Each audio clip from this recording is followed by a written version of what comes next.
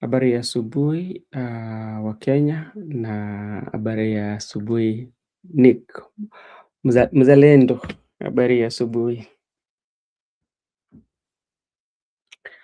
Angalia sauti yako.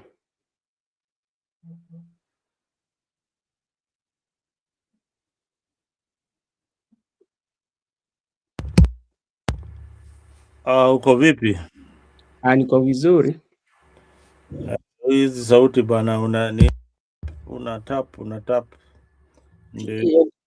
Hiyo ni ya dijitali ama ni analog? Bana, dijitali bana, analog tuliwachia wazee huko nyumbani bana.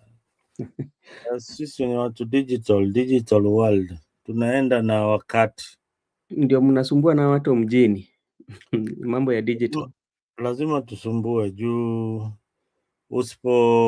usipokuwa updated utawachwa nyuma. Ushaenda nyumbani ukapata kuna wazee pale hawawezi tumia hawezi hata download WhatsApp ama message WhatsApp ama kusoma arafa ya WhatsApp ama kufungua tu hiyo WhatsApp. Kuifungua tu, kuiona, kuibonyeza hivi anaogopa, anakwambia nifungulie kaka bwana, hizi vitu sijui kulie. Hii simu inashikwa aje? Nimeshika saa zingine anashika simu upside down. So lazima kuwe informed sahii. Kuna vitu mingi zinaendelea duniani kiteknolojia, so lazima uzisome, ukuwe updated, usiwachwe nyuma. Okay, asante sana. Wiki iliyopita tu ama si wiki iliyopita, naweza sema kwamba hii wiki nilikuwa nasoma kitabu fulani cha Kiswahili. Na kitabu hiki kilikuwa kimeandika machozi ya samaki. Wakasema kwamba nilikuwa nimeandika hapa kilio cha samaki hakina machozi, na machozi ya samaki huenda na maji.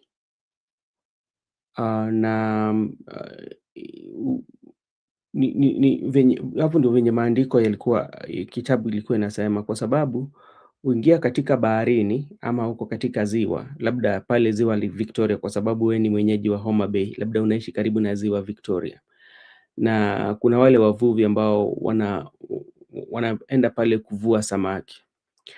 So wakishavua samaki, wateke samaki wakuje, utapata kwamba samaki inakuangalia. Alafu wanasema kwamba samaki ikitoa machozi huwa inaenda na maji. So ikitoka kule nje huwezi ona machozi yake. Labda wewe unaweza itafsiri aje?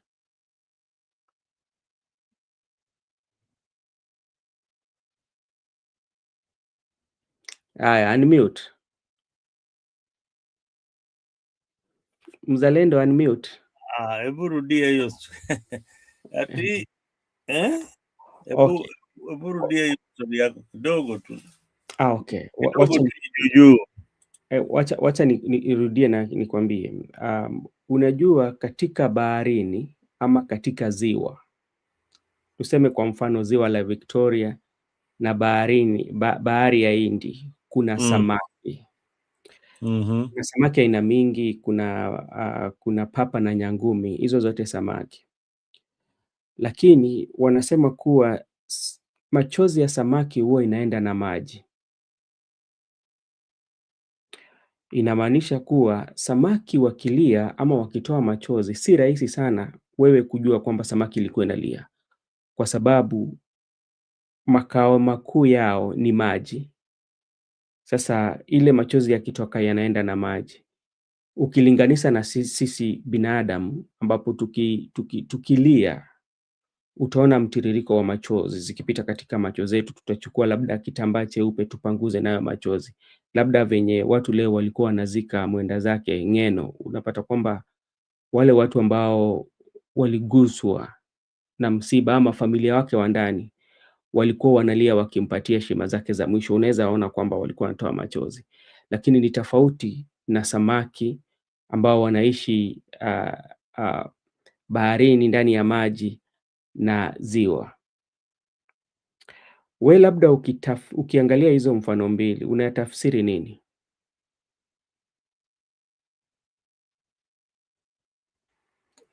Mimi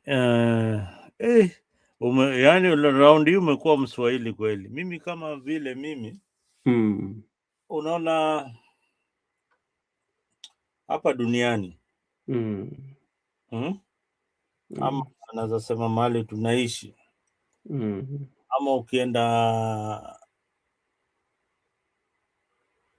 ukikutana na watu tuseme marafiki mnane, mpo kwa kikundi hivi kila mtu ako na shida yake na machungu yake na kiko ndani yake, ndani ya moyo wake kwa ile environment ile yuko yani hauwezi iona hauwezi iona machungu ya brother Ben ama machungu ya mzalendo. So kama hiyo ya samaki unaiona, utaitayarisha, utaiandaa, lakini kilio chake kilikuwa kule zile vitu ambazo zimepitia zote ndio mpaka ukaiandaa sasa unaikula. Haiwezi sema. So binadamu pia wako hivyo. Machozi yetu hayaonekani. Otherwise ungekuwa unaona kila mtu akitembea akitembea analia, watatu wakitembea wanalia. Mungu angetuumba hivyo, yani machozi inaonekana. Mashida ni kama number plate ama billboard, unatembea hapa katika forward, then kila mtu angejua shida ya mtu mwingine ama kilio cha mtu mwingine. Nadhani siko mbali sana.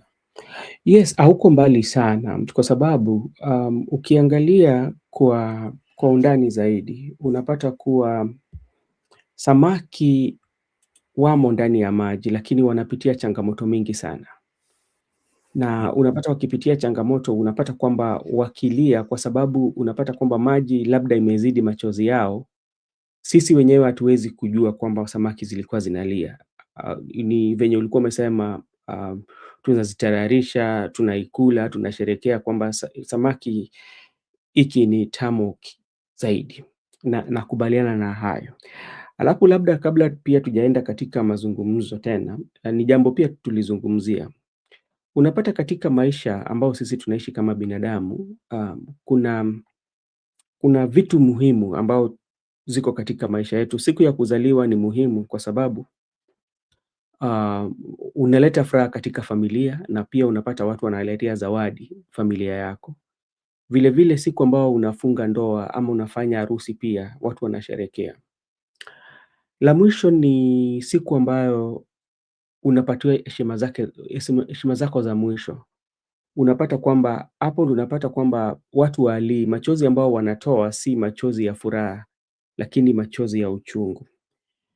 Na unapata wakati ambapo machozi za uchungu zinatoka, unapata hapo ndio utapata kwamba unapatiwa sifa zako. Hata kama ulikuwa mbaya, utapata kwamba marafiki zako ama wale ambao walikuwa ni adui wako wakipatiwa nafasi, labda wanene jambo moja kukuhusu wewe, watakuwa wanatoa sifa nzuri yako kabisa. Wanasema jamaa huyu alikuwa ni jamaa mzuri zaidi. Lakini wakati ulikuwa na uhai wako na maisha yako, hamkukuwa mnaongea. Unadhani kwa nini sifa tu tunapatiana wale watu ambao wametuacha, ama wakati tunapatiana mtu heshima zake za mwisho, ilhali wakati alikuwa hai hatukukuwa tunampatia sifa zake hizo? Unadhani kwa nini? Wanaitwa wafu.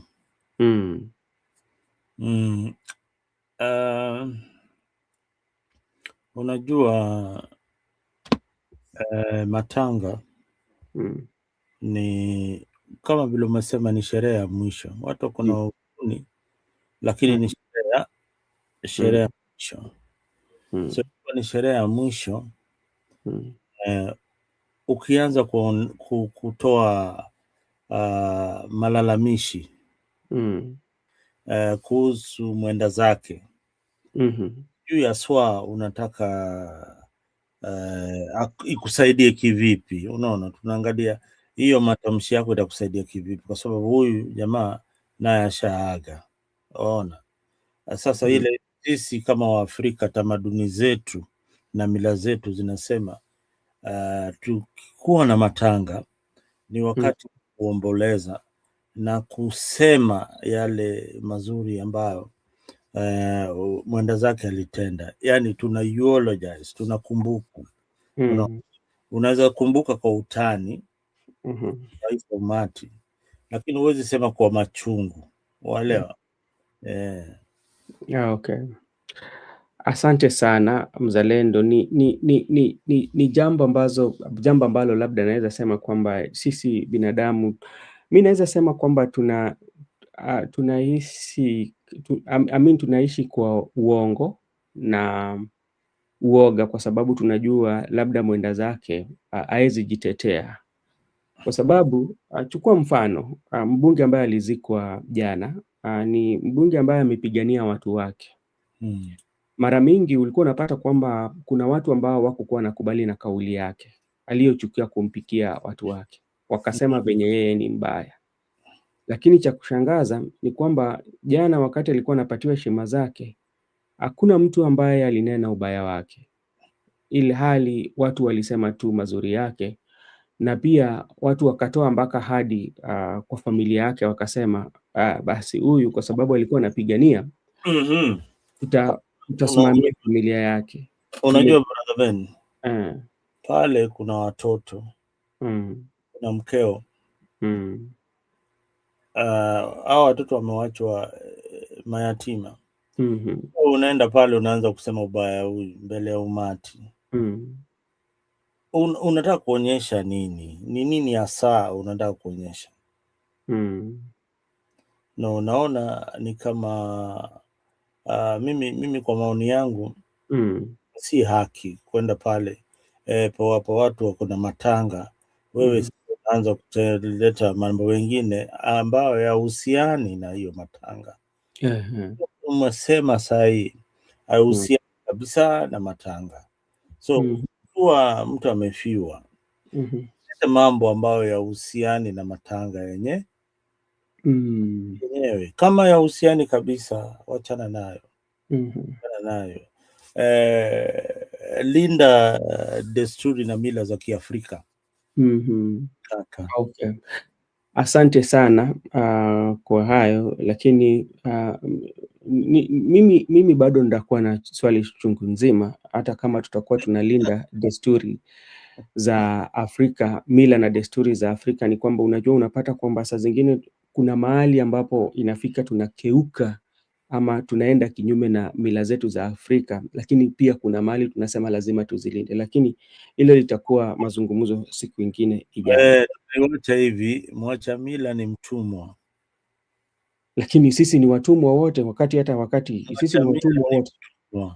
Mimi najua kwamba sisi wote tumewacha mila zetu. Tumewacha mila. So sisi ni watumwa. Sisi wote ni watumwa. Okay, asante sana. Kabla tujaingia katika mada la leo, wacha nichukue nafasi hii kusalimia Paulo. Naona Austin Otieno, asante sana. Thank you so much Mzalendo for taking your time to be here with us this morning. It depends from where you're watching us. Some people are just about to go to bed. Some are just waking up, And Mzalendo, there's much that has taken place, especially in the political field or the political landscape, especially of our country, Kenya. We will start with the 10-point agenda. That is the big issue I think is coming on Tuesday, on 7th. That is going to be tomorrow, if I'm not wrong. That was the time when it is 1 year since the Right Honorable Prime Minister Raila Amolo Odinga and President William Ruto signed an agreement. And this agreement was supposed to run for 1 year. Then from there, it was going to determine what is the next move for ODM. But this week, you had Gladys Wanga, that is the governor for Homa Bay, said that the 10-point agenda was not going to end. It was something that had no um, end. He had no finality. It is something that was meant to bring Kenyans together. So it has no end. And today, Sifuna said, today Sifuna called a young girl who she was in, I think she was in, she's not yet in a high school, to define the word final, and she did. And Sifuna gave her around 5,000 for that. So there's so much that is going on. So maybe before we proceed, in your own um, in your own view, do you think 1 year since the 10-point agenda was signed between, are they going to deliver it, or is there anything that you can point out that the 10-point agenda has achieved? Now, Ben, the I don't know where to start all this, but you mentioned that there's a meeting that is scheduled this month. Yeah. Yeah, there's a we call it the broad-based PG. That is what they said. I think it's going to be on 10th. The broad-based members of parliament, where the committee of Agnes Zani is going to um, give the report on what the 10-point agenda has achieved, and what they've not achieved, and what is the way forward from there. Now, I think the meeting. Remember, they were supposed to conduct an NDC. I don't know whether that is an NDC. I saw that thing, and every time I see this ODM memos, I tend not to look at them very, very keenly, because they are so empty. They have got nothing that will benefit the ordinary Kenyan. Uh, Mhm. that is why I brush them off very, very fast. And when you look at the current crop of leaders that ODM has, starting from the top to the party leader himself, this is somebody who we hope, the ODM members hope at one point that Mhm. he can vie and become the president of the Republic of Kenya. So Mhm. these are a bunch of jokers. These are a group that is taking us for some kind of festival music. So it's like that game of musical chairs where you dance, you put your butt on one side, then you dance around with somebody else. Mhm. They've been dancing around with with the followers of ODM, the way they want. They can toast them the way they want. But look here, when you when you look at the heart of the debate that they are going to have in the next few weeks, Mhm. the main agenda is not the 10-point agenda. The main Mhm. agenda is removing Edwin Sifuna as the Secretary General of ODM, and brushing off the 10-point agenda like it never existed. Mhm. And this tells you that these are members of parliament who don't really care about their people. Uh, and as much as the government would want to assist uh, the people who lost their lives in the skirmishes or in the demonstration, Mhm.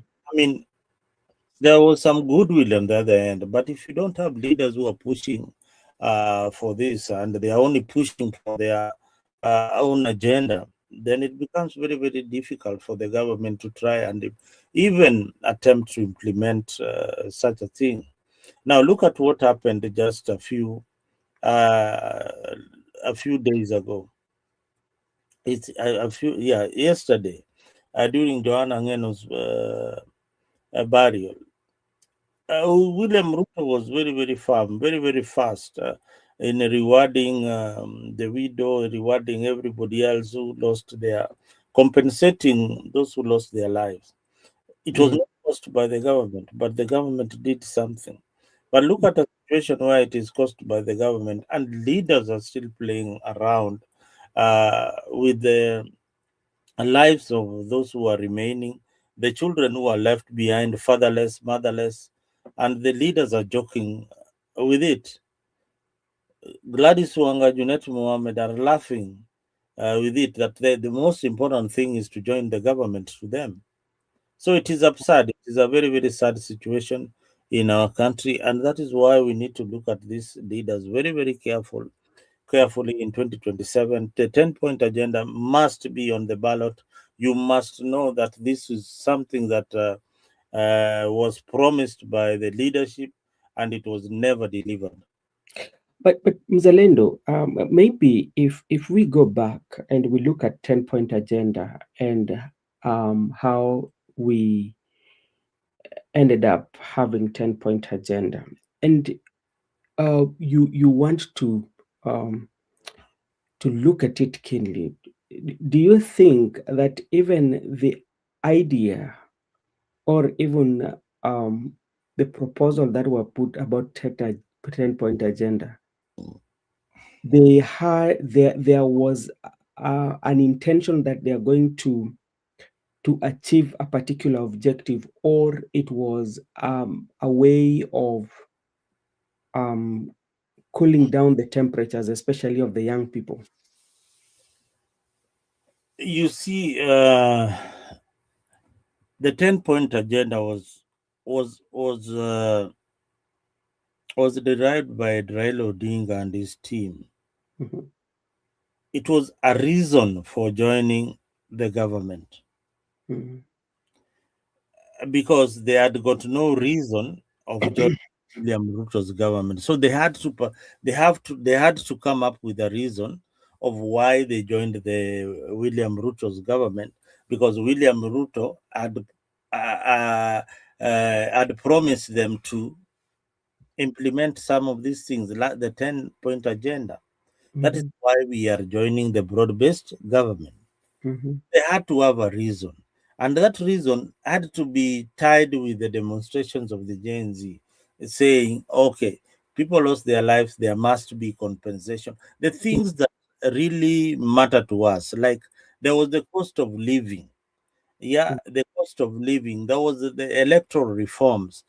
There's governance and accountability. Then there was something called they called the national dialogue or something like that. But conclave.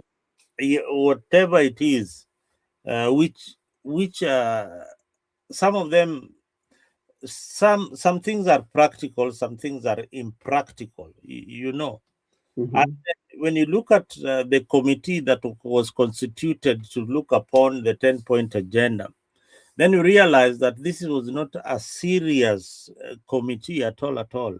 Who are the members of the committee? We had I don't know, Guda, this or Guda guy, Agnes Zani.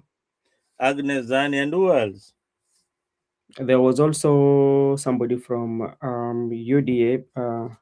Those are not serious Kenyans. Macau, whatever. Professor Macau was to oversee the implementation of the 10-point agenda. Anyway, even if you just look at the names, then you look you look at the names that were constituted in coming up with the committee that is going to look at the agenda. They have never had a press briefing. They have never told the Kenyans where they are with the report. Mhm, mhm. Nothing. It is, we don't expect anything from them. Mm. Okay, Mzalendo, thank you so much, and also I want to thank this opportunity to thank Goodia for joining us. Mzalendo, when we're looking at 10-point agenda, remember in the 10-point agenda we had NADCO report, and if we look at NADCO report, also had some addressing some challenges that Kenyans are going through. And one of the challenges, many of those challenges that were listed at the NADCO report, they were about electoral reform. Remember the electoral reform, a comprehensive audit of 2022 electoral processes, reconstructing the IEBC and increasing the timeline for resolving presidential election petition. That is one of the things that were in NADCO report. Then the cost of living, yeah, reducing government travel budgets by 50%, reviewing daily subsistence allowance, and lowering fuel levies. That was in the NADCO report. Then there was devolution, finalizing the transfer of devolved functions and ensuring equitable revenue sharing with county governments. Political stability.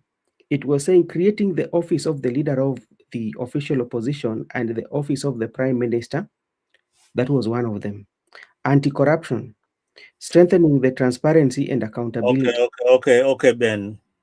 Mm, Can you just stop there? mhm. Those That are is NADCO.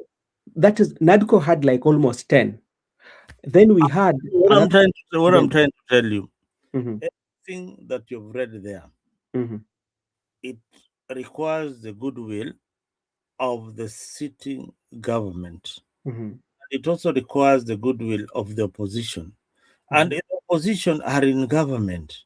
mhm, The opposition who are pushing for this are half of it is in government. Half of it are pushing the presidential agenda. They are mhm, not pushing the people's agenda. They are not pushing anything called NADCO or anything called the 10-point agenda that they were supposed to implement before joining the government. They're not even pushing for that. What they are pushing for is power. tunataka power. Yeah. So when people when they are pushing for power, they are not with the people. The people are with the issues that were raised that at least could compensate the victims. You know, you cannot compensate life, but you can give up something for the uh, for the bereaved families, for the children who are still going to school and their father was Mhm. shot dead. You can pay for them some school fees. Hiyo itakuwa ni afueni kwa wale watoto wale Sasa, let's say that we do the compensation. Uh, People, there are those who have also questioned about the compensation, as you say that it can inaweza patiana wale mafamilia afueni, lakini pia there are those who are asking that how can we compensate without justice? Is it just? Listen, if you want to wait for the justice, Mhm, that is part of the justice. Justice, well, those who are pushing for justice, they want somebody jailed, somebody mhm, accountable for everything that has happened. mhm, Um, if the government up to date does not apologize to the people of Kenya for the mhm, atrocities that they caused, then that is we have a problem there. Now, if you the wheels of justice, they don't turn very fast the way you might want them to turn. Uh, mhm, you might be pushing for that justice in the corridors of uh, of the law, but what happens?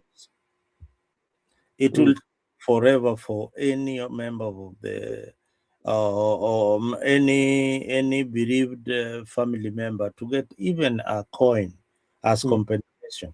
Why we are pushing for them to get at least some money, and the compensation can be money, can be land, can be anything, can mhm, be houses that Ruto has built. He can give them houses, he can give them a home to live, and say mhm, that we cannot pay you for the life, but please, I know you are paying rent, but have this house. We are sorry as the government of Kenya.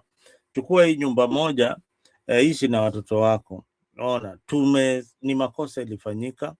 mhm. We're going to do whatever we can so Yeah. that we bring justice to this family. But for now, this is what we cannot give you. That is what the people want, and that is could be the fairest settlement. Let me bring you to ODM because when you look at the history of ODM and the people and the leadership of ODM, especially look at Baba, what he was fighting for, and especially when it comes to 10-point agenda. At what point did the leadership of ODM, or let's say that the likes of Wanga, Oburu Odinga, and all that, departed from fighting for the 10-point agenda to be actualized? Then they went to start bargaining for position. At what point did they have departure? And what could have informed that? Maybe it was not, 10-point agenda was not going to be actualized, so they decided to go for positions. They didn't decide to go. They dis, they didn't decide to go for the positions by Mm-hmm. them. Mm-hmm. Initially, the story that were being told is that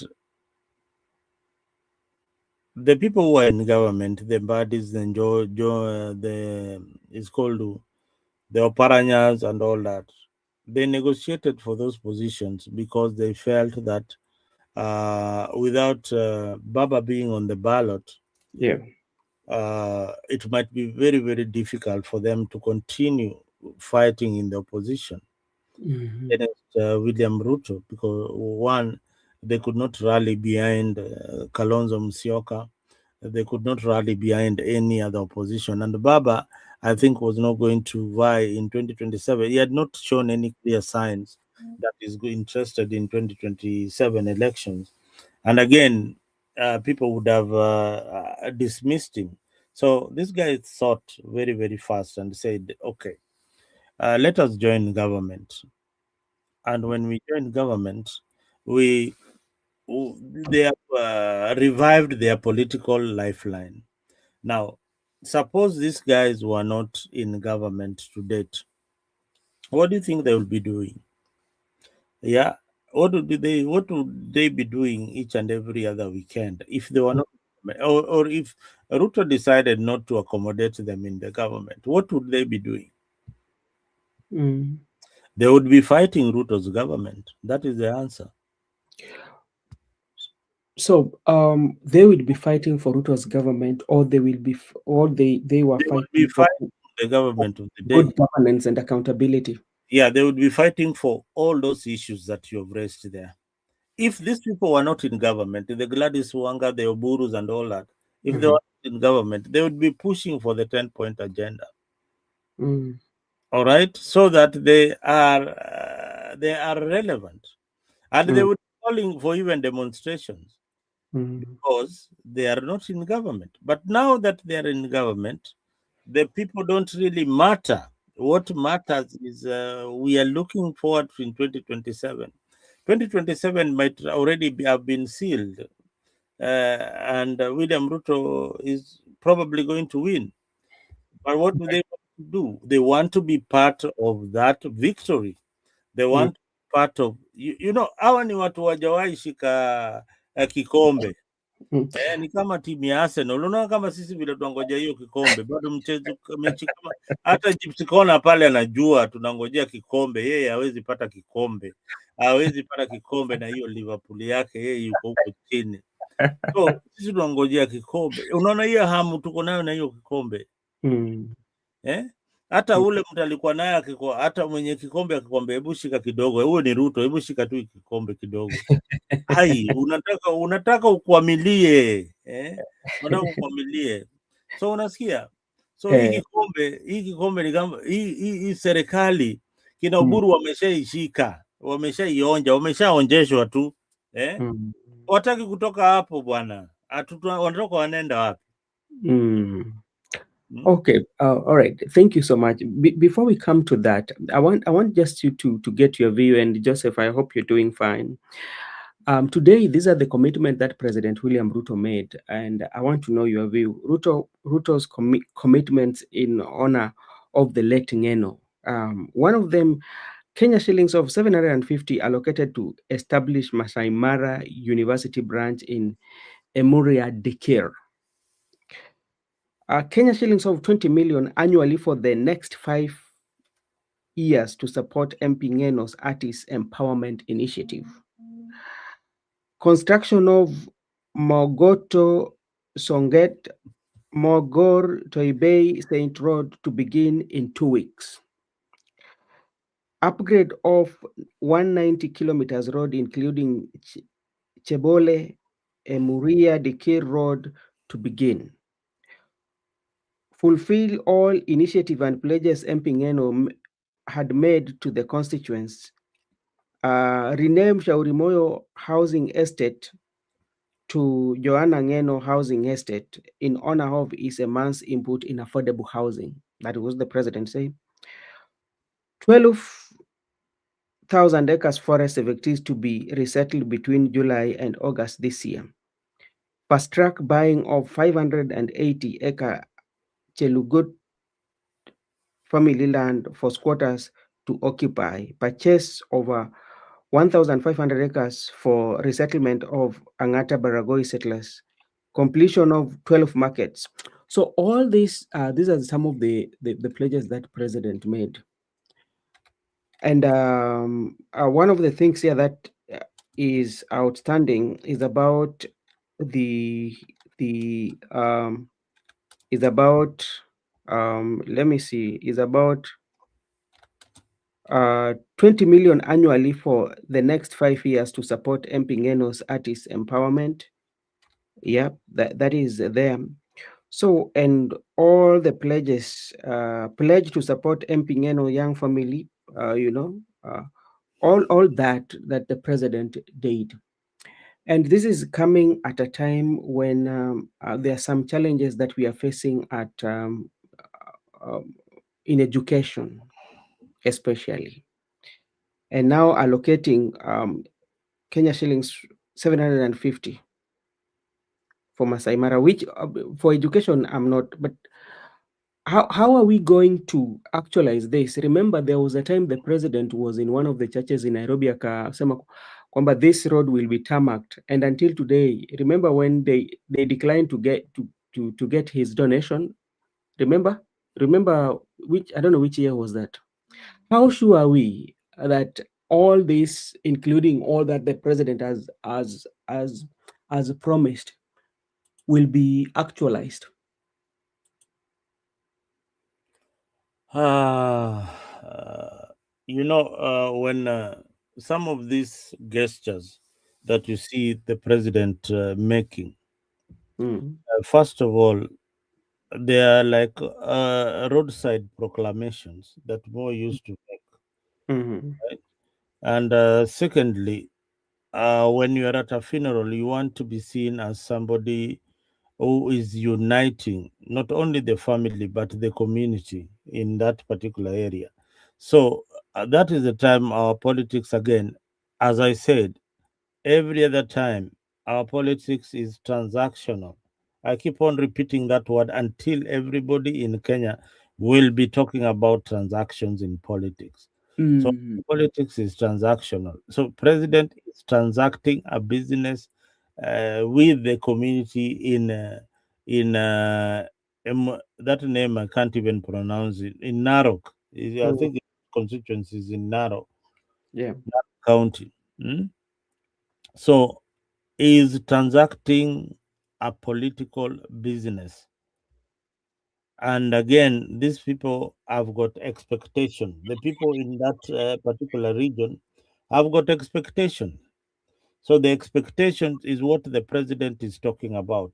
Whether he's going to implement them or not, it is up to the people and the leadership of that particular area to follow it up. And at the end of his term, when we are going for election, the president has to show us his report card in that particular area. That is how politics is done. So for me, I look at it as a development, yes, but coming at the wrong time, at the wrong place, and the promises, yes, it's good for the deceased family to feel that, hey, we are being compensated at least something, that we will remember the death of of our father, or the death of, I'll remember the death of my husband. The Mm, community will remember the death of Ngeno when institutions are named after him. mm. When the developments come because of his name, the constituency will remember William Ruto on the ballot in 2027. And if you look at the time frame from now until where the constituency or the people of that constituency will remember him on the ballot, bearing in mind that there are so many promises that president has made that has not, some of them have not taken off, you know. I really, Ben, I really don't want to go that direction because uh, if leadership is not, if you here on the podcast on YouTube is the Mhm, one who is talking about the promises that the president has made and they have not been fulfilled, mm, we ex- and you are not at the constituency level, we mm, expect the people in the constituency to come here and tell us this is what this is what the president promised. This particular road, you can look at it, it has not been made. We mm, do video and we hope that he will make it. If he doesn't make it, I said that exam ni tarehe ngapi? Agasti, mwezi mm, mwezi wa nane tarehe 20 na ngapi? Saba ama ni mm.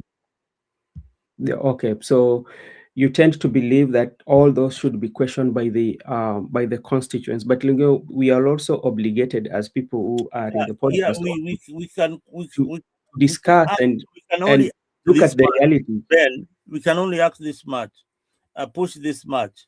But if if your constituency are calm and are quiet and they are not talking about these promises, they are not talking about Mm, the county funds being looted, then we can only be talking here to inform them that hey, this is what you need to do. And that is what I've done. What I'm saying is that the president has promised you a road.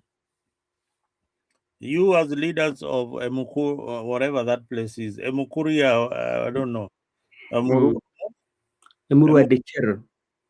oh man, that thing is too. That thing is like a tongue twister. That name, but Mm. may Ngeno soul rest in peace. But that name, for sure, I am sure so many people didn't even know about that constituency. No, I people knew him because the guy was No, fighting. the guy, people knew the guy. People knew the guy as a legislator, but they didn't know the constituency that he represents. Me, I knew the name of the constituency just the other day. Oh, So, okay. yeah. All So it's right. unfortunate, Ben. It's Mhm, unfortunate that we are either so reluctant and agree with everything that the president is saying. mhm, For we in the social space, that is the social media, and mhm, the fourth estate, who are not doing a good job. You know, the mainstream media ought to follow up these things. Every other time the president is mentioning something, mhm, Citizen, KTN, why can't they do a follow up? Have you mhm. ever seen them doing any follow up of anything? They are not doing any follow up. They are only reporting news. They don't do investigative journalism anymore. They Mm. kuja tu kama sisi tu. Sisi we are unprofessional journalists. We just talk, but them they are professional journalists, and then look at them. They, Mm. instead of doing their job, wametuweka hapa. Sisi ndio tunawafanyia kazi. Hmm? Okay. But Yeah. but unajua kwa sababu umeamua kufanya kazi hicho, sasa huwezi sema kwamba you are not professional because unauliza maswali tata. Okay, sawa sawa. Wacha tuachane na hapo. Let's come to Nairobi and Nairobi is flooded from yesterday. You know, not from yesterday, but anytime that Kenya experience heavy rains, you will find that Nairobi has to deal with overflooding. And this one brings us to what we call the disaster management and how prepared are we, especially when such disaster strike. Do you think we usually learn as a country? No, Ben, let me begin by saying that First of all, me, I've been a victim of floods each and every other time when there are floods in Nairobi like this. Mm-hmm. I get scared. I look up in my compound to see whether the water is coming into the house. So every rainy season, we see the same images on television and everywhere else. Flooded streets, business being destroyed, families forced out of their homes. Yeah, Mm-hmm. serikali kuja saidia. We see those images, and the question many Kenyans are asking are very very simple. How can a capital city be so vulnerable to Flooded. something like water? How can it? But anyway, I don't want to blame Sakaja very much. Mm. There are some things that would take quite a while to implement, and it's not something that you can just wake up one day. It needs a lot of planning with the engineers again, redrawing, the map of Nairobi and seeing the buildings, how well is the drainage in the city, and at the end of the day, it all boils back to the same county government. They have a planning department. They are called city planners. They are the ones who come up with the buildings. They come up with the plan of the no, of the whole city. So when buildings are built on riparian land and things like that, then you get floodings. When we run to cheap labor, like in China, then we get roads in Thika roads that are flooded, or the one that is going to the airport that is impassable. When you go to South Sea, I saw the South Sea has always been like that. South Sea is not the first time. Even before the county government of Sakaja, South Sea area, when we used to have the mayor in Nairobi, South Sea area, that area, it's kind of submerged. It's kind of I don't know how to explain, but the way the South Sea was built, it's kind of I always see like it's how would I term it? Mm. Do you know a place that is Is uh, it I'm is missing it that word. is it swampy? The area could have been swampy, but it lies very low. Yeah, it's in a low kind of terrain. Then the other parts are raised. Yeah, the environs of South Sea. When you go to places where, do you know where Carnival is? Yeah. That area of Carnival. When you go now to Langata, you see from Langata up down. The water from Langata, from Gong Hills, Gong Hills, they drain all the way down to South Sea. That's what I'm talking about. You can imagine kutoka Langata huko juu, yeah? Mm. Kutoka huko Karen, hizo maji zinateremka zikienda chini pale Nyayo Stadium, zinaingia huko mpaka huko South Sea. South Sea, Nairobi West, those areas, they will always be flooded if they cannot tap that water and stop it at some point. That is the truth about Nairobi. But And now that is the truth about Nairobi. But my question is, this is not something that we would say that it is new. This has always been happening, and you tend to ask ourselves even before Sakaja came, because we talked about it. We've had the county government since Kidero, then Sonko came, and now we have Sakaja. Does it mean that what is happening? These leaders are not aware of it, and two, how are they prepared, especially to deal with the disaster management? you see, Ben, everything here boils down to corruption. uh, Everything that you see in terms of infrastructure is rapidly done in the city of Nairobi. inafanywa haraka haraka, plan inapeanwa, nyumba inajengwa without proper drainage system, without proper approval. And some of the demolitions that you see, government inabomoa nyumba kwa sababu iko kwa barabara, na hiyo barabara itakuwa na drainage system, and there are some offices within the county that are supposed to enforce some laws, which Yeah. of course they are bribed and they don't enforce these laws.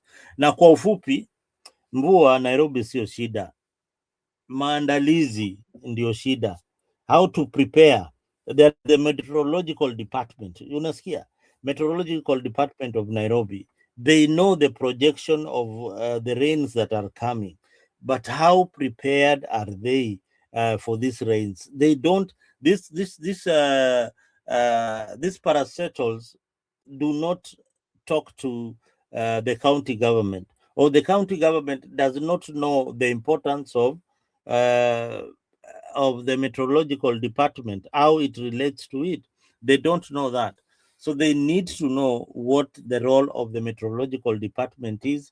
They need to know the weather that they expect in the next few months, and they can now start preparing. If it is the drainage system, they start clearing the drainage system. If it is uh, mambo ya takataka, they start preparing that hizi takataka lazima zitolewe. Now, for example, Ben, New York City the other time, yeah, was hit by snow, very bad snow, about how many inches? 20 inches of snow Yeah. hit New York. Now, what they have sat down and analyzed everything that happened on that particular day, and they have now come up, and there's a team that has come up and said that, hey, this what we saw, we have never seen it before. They didn't even have the problem of the snow. What they had, what the problem they had is how garbages can be collected during this kind of weather. Kuna snow na uko na takataka. Uko na takataka kwa nyumba, takataka zimejaa kila mahali, Yeah. zitachukuliwa namna gani? Mm-hmm. So unapata they have to sit down and try and find measures of implementing of trying to curb the problem in future, Okay. so that's how it's done.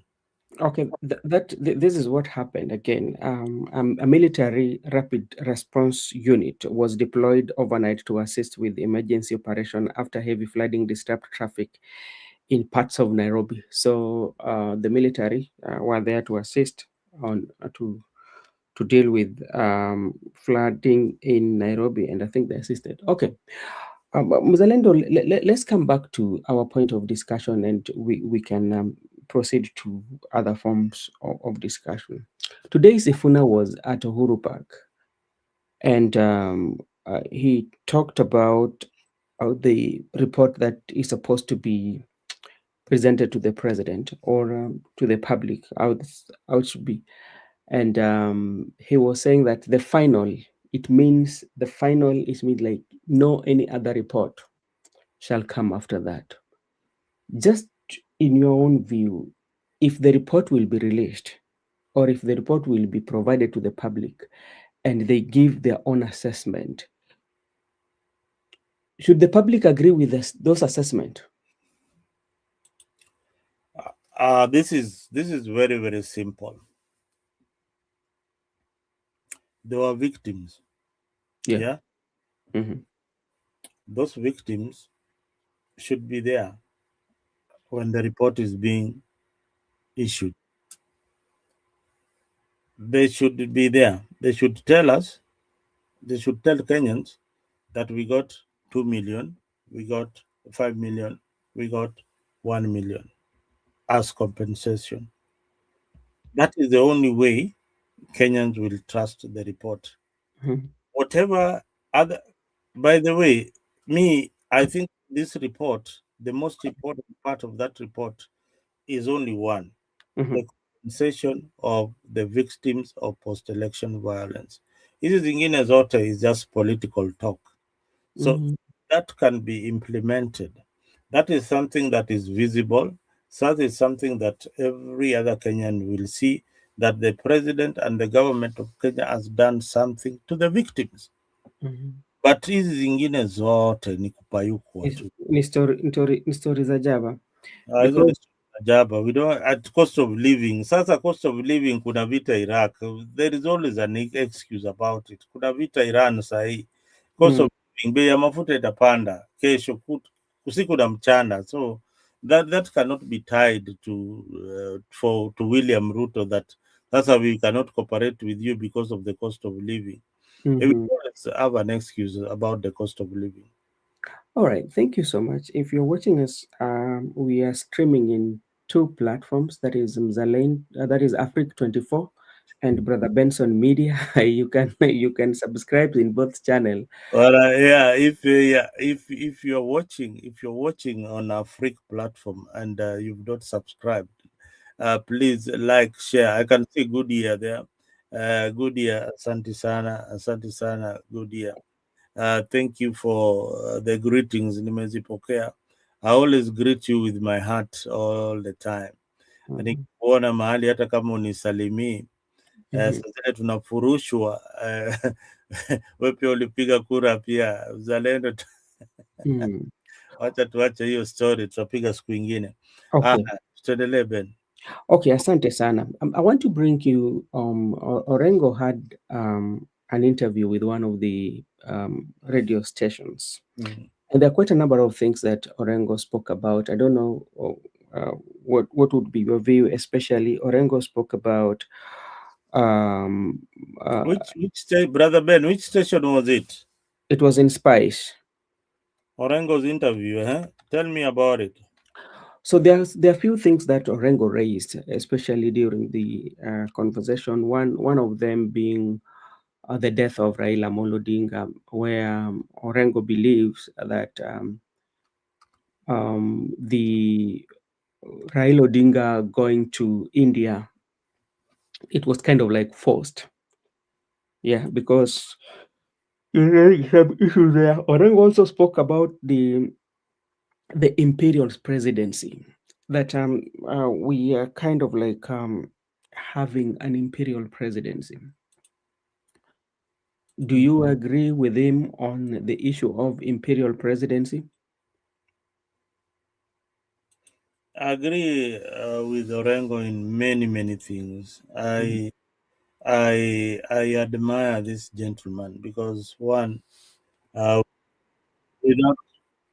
without James Orengo, I'm trying to get for you the video. Without James Orengo, we would not be here having this kind of discussion. Yeah, you know that very well, that James Orengo really fought for this country. And sometimes people don't respect this guy a lot. He deserves a lot of respect, just like Raila Odinga. And he was there before Raila Odinga, remember. James Orengo was there before Raila Odinga. And that is what most of us tend not to remember. And they have done that by simply taking political sides. When James Orengo, I think I have it now. Do you? Can you play it? Are you seeing it? You want to play the whole thing? You play it, the whole thing. This morning, and as we do, he is the governor of Siaya County, James Agri Orengo. Good morning. Morning. Happy to be here. Well, it's good to have you in the hot seat of the Situation Room. Thank you. It's been a long time coming, but we thank you for doing this today. Thank you. As is our tradition in this room, we go around the African continent every week. Okay, All right. So it was a very elaborative, but one of the things that I really pick about that interview was about the death of Raila Amolo Odinga, and whereby Orengo suggesting it might not have been a natural death. He claims Raila was forced to go to India for treatment and taken to specific hospital links to questionable individuals. Do you think what this Orengo is saying it's true, or it is just a daily political gimmicks that usually happens in the political world, or to get relevancy, or to seek attention? That is what some people are saying. Are you in that school of thought? Brother Ben, I am not in that school of thought that Raila's death indeed shocked many people. I'm still, I still believe there is a foul play somewhere. There are so many ways nowadays to poison someone. Many ways. You heard of the Russian poisoning people with some I don't know, something from a frog in some country in Peru. They get it and then they put it on your food and then you die after some time. Nobody will know that you are poisoned with something like that. So these things do happen. So I cannot rule out anything, especially in a country like Kenya, where we've had political assassinations before. Maybe somebody was not happy with Raila Odinga. But again, I can also not rule out that maybe he had some complications and it was just a coincidence. Now, what worries me most is the death of his bodyguard. Yeah, the sequences of events that followed after Raila's death. Yes, thank you, Bernard, for doing that. The sequences that followed really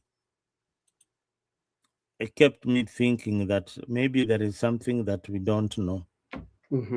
Unanielewa? So I don't know whether it is me or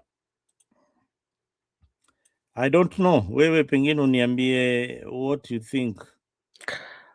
Mimi labda tu kwa sababu jambo ambalo Orengo alikuwa anasema kwamba labda inafaa uchunguzi ifanywe, kwa sababu watu wajue, kwa sababu kulingana na Raila Odinga, the status of Raila Odinga requires, especially like if something like that happens, so a public inquiry should be, so that the public would know what really happened. But that is what Orengo. Orengo also spoke about the constitution and the constitutionalism, whereby the constitution is like a paper that is not kind of like people do not, let's say, that obey or follow the law. For instance, he give an example of, for example, talking about the Mbade, the CS. They are working in the executive, and they are required by law not to participate in politics. But you find them going above that and go into rallies and campaign. When do you think that one will change? These are civil servants, huh? Yes. And every civil servant has got a code of conduct that they operate on. Yes. And one of the conducts is that as a civil servant, you need not to participate or be associated with any political party. That is why you find many of the one of the requirements is you need to resign from your political party so that you can be hired as a civil servant or as a CS for that matter, or a PS, because of conflict of interest. While you are serving while you are serving and using our taxpayers' money, we don't expect you to propagate party agendas. All right. It is Yes. unlawful, but that law has always been broken by the same government leaders because one, they are playing loyalty. They are playing loyalty to the appointing authority, and that is the president and parliament. So there will always be that kind of conflict of interest. You saw in some papers the other time that one of the CSs is conducting a village meeting in his office with the clan members. That is a public office. You cannot invite your clan for a meeting in uh, in your office. That one you can do it in your village or in your house. Yeah. So some of these things are embarrassing.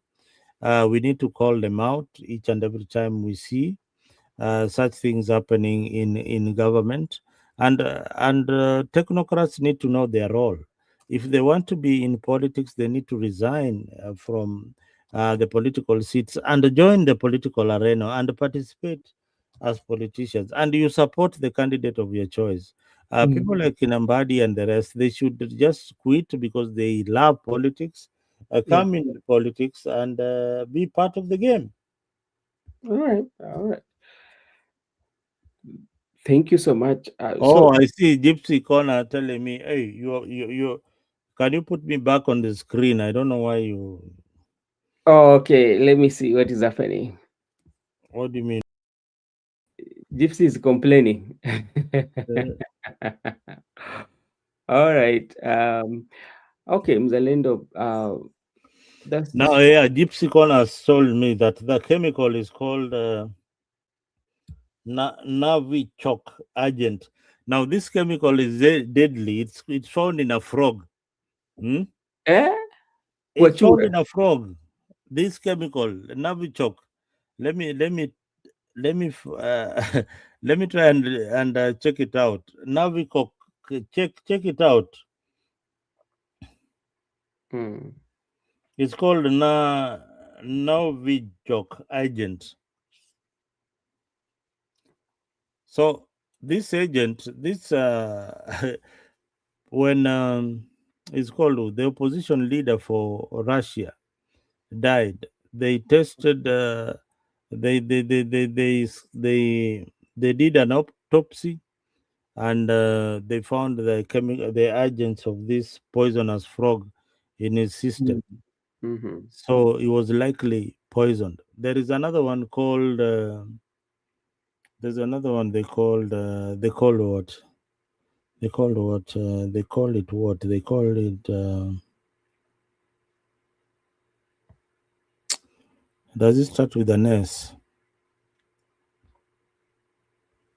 Which Yeah, one is there's that? one that starts with Gypsy. You know it. There's one that starts with an S.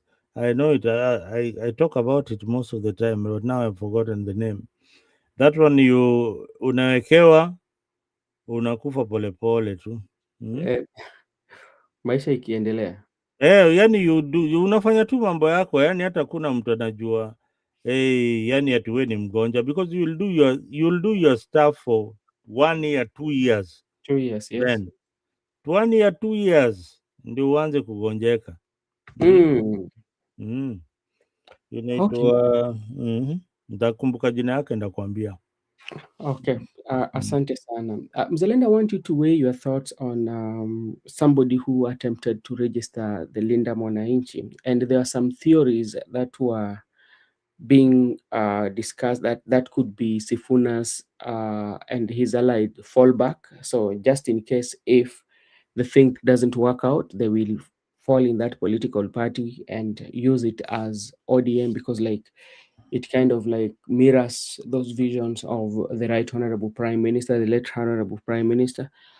Somebody also was saying that that is kind of like a hostile takeover of that political party in a way to stop them or from using it, or it is somebody is registering that Linda Mwananchi as a way to do business with it. So what would be your take? Well, number one, thank you for the good question.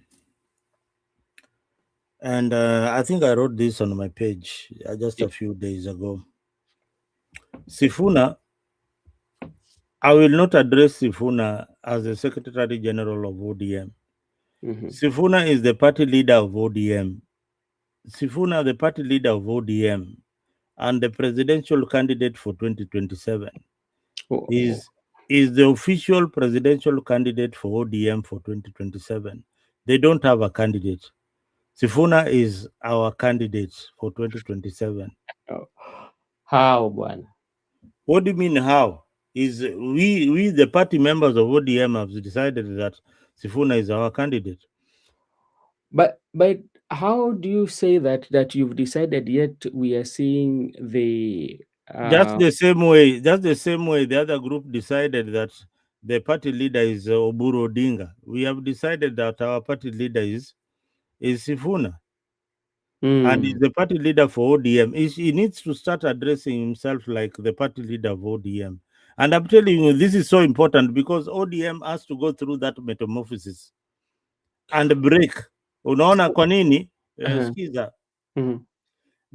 There are members in ODM that do not agree with this other faction, and almost half of it. Yes. All right? Yeah. They don't agree. Now, this Sifuna does not agree with the process of electing Oburu as the party leader. Yes. Oburu does not agree with Sifuna's stand as the Secretary General and his group. Now, Sifuna's group must conduct an NDC with people who are members of ODM. It doesn't matter. Delegates, the required delegates, whether they are fake or not, delegates from all over, and endorse Sifuna as the ODM flag bearer. Simple. Do you think with the upcoming of NDC, Sifuna and the NDC is a trap? And let me tell you why it is a trap. It is the NDC, the agendas you're seeing there, they will not probably be discussed. They want to make sure that they humiliate Babu Owino, they humiliate Edwin Sifuna when they attend that NDC. Now, they allowed them to attend this other meeting, but the NDC, they will not allow them to attend because they want that to be on the front headlines of the Nation newspaper and Standard. Yeah. That Sifuna alifurushwa nje akatupwa kama, and then we will all laugh on social media, and that will be the end of Sifuna. So he has to play very, very carefully with these ODM guys, with these ODM members who are broad-based members. They have to play very, very carefully. He has to be. He should not agree with them at all. That is the reason why Sifuna needs to be the party. He not even needs to be. Sifuna is the party leader of ODM right now. So when you say that Sifuna needs to be the party leader of ODM, and you see the activity that is being operated by the Oburu Wanga factions, especially every time they have a meeting, especially they remind the viewers that, or the public, that is the real ODM. How will Sifuna then be the party leader? Remember Raila Odinga, how he wanted to take over Ford from his father? It is the same thing. You take it off. You attempt to take it over. Not that they will give it to you without a fight. They will also fight, but we will fight in court. You are showing me the other time the deputy secretary general calling for an NDC. The secretary general of the party does not have the powers to call for an NDC, and more so, the deputy, she doesn't. It is Sifuna who should call for those meetings. So whatever they will be calling, it will be illegal. It can be contested in court. Those are meetings which are so illegal. So, do you think, if you think the other side of the coin, do you think the likes of James Orengo, Edwin Sifuna, and Babu Owino, they know very well what they are doing? Because from the look of things, you look at the leadership of ODM, including Oburu Odinga, including Mohammed, the Amdu Swamar, Simbarati, Ototsi, including Governor Gladys Wanga. All these members are acting. They are not. They've not been given the mandate. They're still like people who are now, in acting capacity. now this is the danger, and that is what Orengo is saying.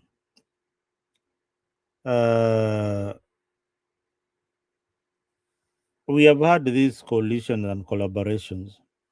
And he gave a story when Raila collaborated with Moi. People said that Njogo ilimeza Tinga. Yeah, he gave that story. Raila then collaborated with Mwai Kibaki. When they collaborated with Mwai Kibaki, he also told us that story. They could not agree. They had to split their ways. They also collaborated with, I think they collaborated with Uhuru Kenyatta lately. They agreed on some things, but at the end of the day, Uhuru gave power to William Samoei Ruto. Now, whatever agreement that Gladys Wanga and group are going to have with William Ruto, there are two things that can happen.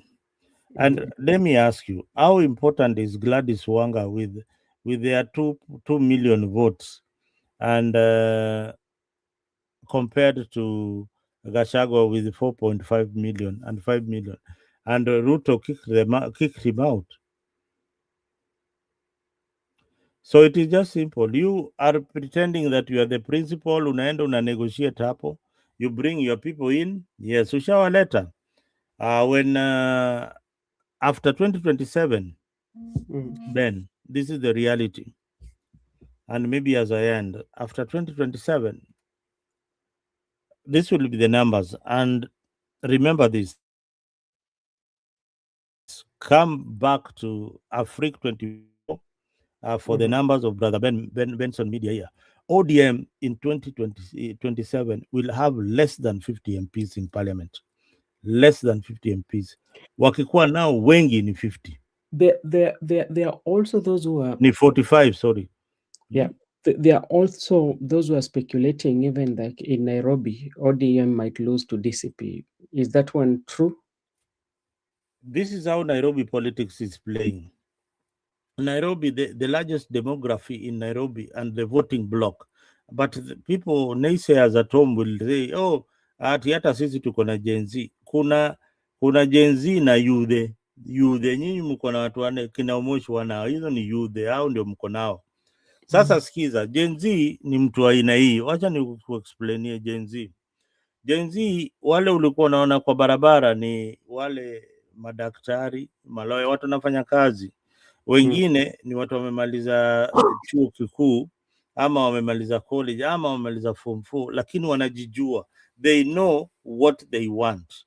They know that they can stop corruption in government so that they can have good governance in their country called Kenya. They can stop some of these things. Na ile group ingine, they say that, okay, corruption is part of us. We can still continue with the corruption. So Nairobi, this is the largest voting bloc in Nairobi, will be the young people. That will be the largest voting bloc. And it is projected in 2027 that there will be over 10 million. Remember, there is rural-urban migration. Remember, there is also colleges in Nairobi. Yes. Institutions mingi sana. All those universities that we're seeing. Kina Babu Owino, Kina Sifuna, if they take their messages to the university students and all that, that is gone. That is why Babu becomes the most dangerous candidate for the gubernatorial race, and is going to win it asubuhi na mapema kwa sababu ya support ya hao vijana. Then the support for the community comes in.